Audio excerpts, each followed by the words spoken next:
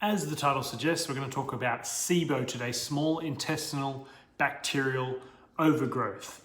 Some studies will even suggest that up to 60 to 80% of IBS cases are caused by SIBO. Now, whether that's true or not, it's difficult to say, but for sure, we see it a lot with our clients. So in this video, I want to talk about, I guess, how you would diagnose it, and then also what kind of protocol you should follow to resolve it. My name is Joe. I'm a qualified dietitian.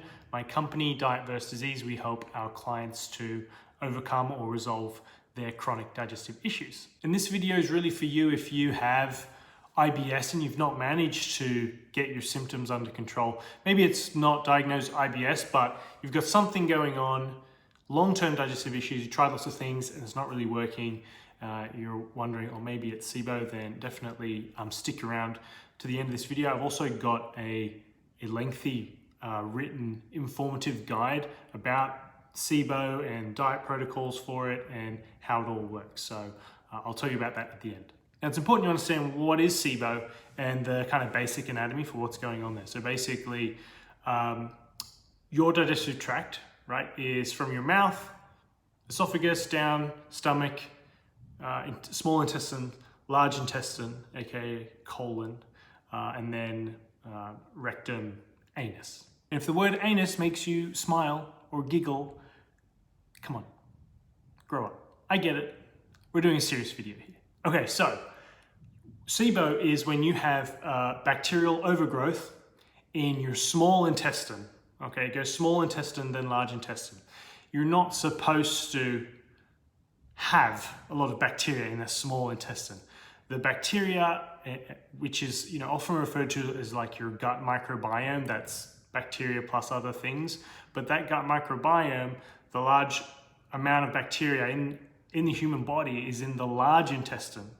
Okay, so that's typically where there's reactions occurring. These bacteria are fermenting foods and causing symptoms. That's what we commonly see in IBS and those following a low FODMAP diet.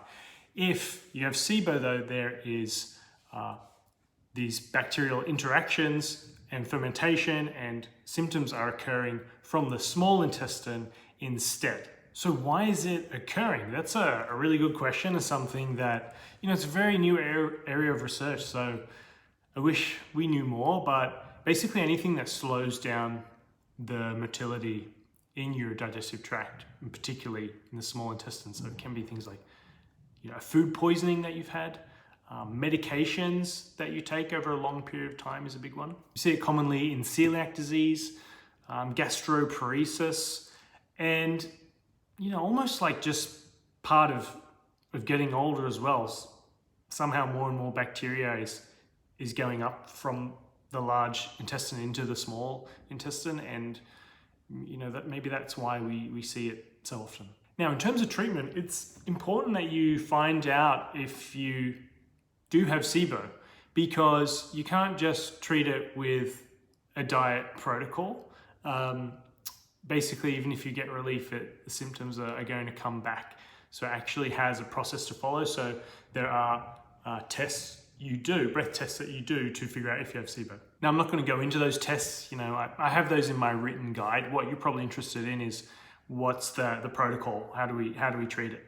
So you have to, typically you do an antibiotic protocol first. So if you go conventional medicine, it's typically rifaximin plus neomycin, it's called. And usually you do that for several weeks, and then you would follow a low FODMAP diet protocol. That's kind of the evidence-based strategy and has the highest likelihood of success, and they've studied that quite extensively considering the area of research. Then there's alternative ways you can do it as well. So you don't want to use antibiotics if you don't have to, right? Short term it's fine, but long term or repeated use, we're trying to avoid that. Some people like to follow an alternative process, which is basically two types of candibactin, it's called. And then also it's usually coupled with allicin, Allicin. That is one of the active compounds in garlic, and there's been some studies with Candibactin plus allicin as an antimicrobial or used as an antibiotic, and it seems to be effective as well. And that one is typically, it depends on the country, but it can be over the counter, whereas rifaximin and neomycin, you're going to see your specialist and actually get a prescription for those. Now, after that process is done, then we move to the diet component, which is how we're helping our clients. In certain cases, severe cases, we would use an elemental diet. So I won't go into specifics there. So there's that option, or we can follow a low FODMAP diet protocol. Remember, that is a temporary protocol. You don't stay low FODMAP essentially for a long period of time.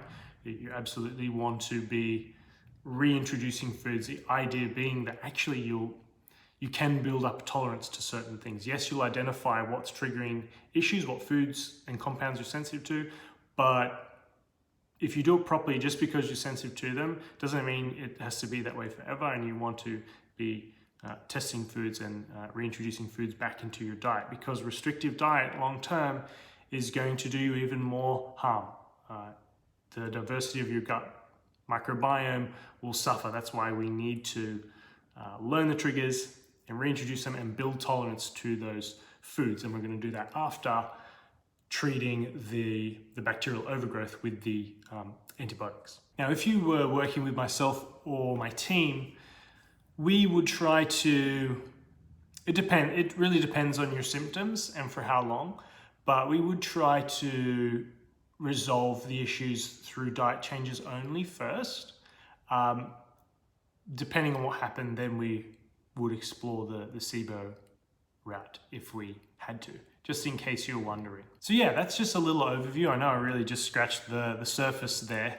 If you want a lot more detail though, I do have a SIBO diet guide that I can send to you. So if you'd like that, just comment SIBO diet guide, SIBO, SIBO diet guide, and then I can look out for that and can send you the link to that guide for free. You can also direct message me the same thing. The inbox is pretty busy, but that way we can look out for that and send that to you straight away. And of course, if you found the video useful, make sure to give it a like, maybe share it with someone who you know might find it useful, and be sure to follow us or subscribe for new videos.